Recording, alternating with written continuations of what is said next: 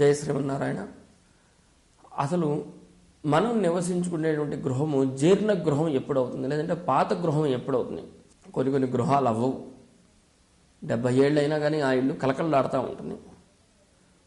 ఇప్పుడు కట్టే గృహాలు 15 ఏళ్ళు అయ్యేసరికి మొత్తం క్రాకులు వచ్చేసి ఎప్పుడు బిల్డింగ్లో గోడలు తీసేసి కొత్త గోడలు పెడదాం అన్నట్టుగా ఉంటాయి. అసలు ఈ జీర్ణ గృహాలు ఎలా తయారవుతున్నాయి అంటే, ఇల్లు తొందరగా ఎట్లా పాత పడుతుంది అంటే చూడటానికి పాతగా కనబడుతుంది. ఇప్పుడు కొన్ని కలర్స్ ఉన్నాయి మన రంగుల్లో. ఎరుపు కనుక చూస్తే ఎప్పుడు కొత్తదనం ఉంటుంది, తెలుపు చూస్తే ఎప్పుడు స్వచ్ఛతగా ఉంటుంది. అట్లాగనే ఉదా రంగులో కొంచెం తెలుపు కనుక కాంబినేషన్ యాడ్ చేస్తే పాడుపడ్డట్టుగా ఉంటుంది. లేదంటే బూడిద రంగు చూడండి, ఏదో వాడి పక్కన పెట్టినట్టుగా ఉంటుంది బూడిద రంగు.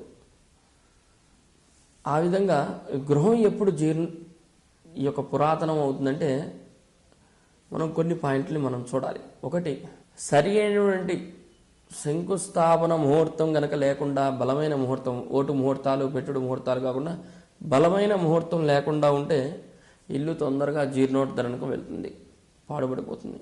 2, ఈ యొక్క గృహానికి సంబంధించిన నిర్మాణంలో సింహద్వారాలు కనుక బలమైన పొజిషన్లో లేకపోతే తప్పకుండా గృహం పురాతనం అవుతుంది. 3, గృహ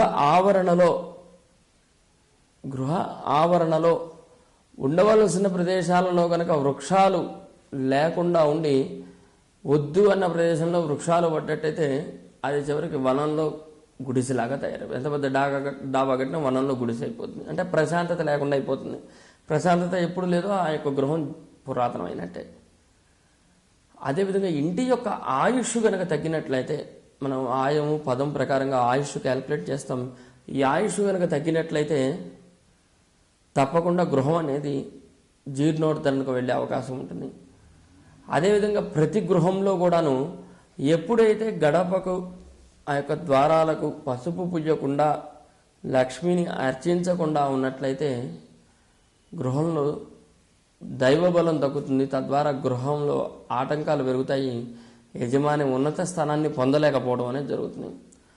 కనుక ఇన్ని రకాలైనటువంటి ముఖ్యమైన పద్ధతుల ద్వారా గృహంలో ఉన్నటువంటి ఇబ్బందులను మనం తొలగించుకునే అవకాశం అనేది ఆలోచన చేయాలి. అదేవిధంగా గృహం పురాతనం అనేది అయ్యే అవకాశం అనేది చాలా తక్కువగా ఉంటుంది.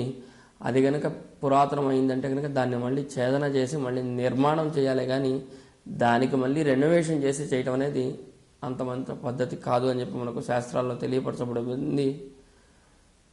కనుక సుదర్శనవాణి యూట్యూబ్ ఛానల్ అందరూ కూడా సబ్స్క్రైబ్ చేసుకోండి. వాస్తుకు సంబంధించిన అనేక విశేషాలను తెలుసుకుందాం. జై శ్రీమన్నారాయణ.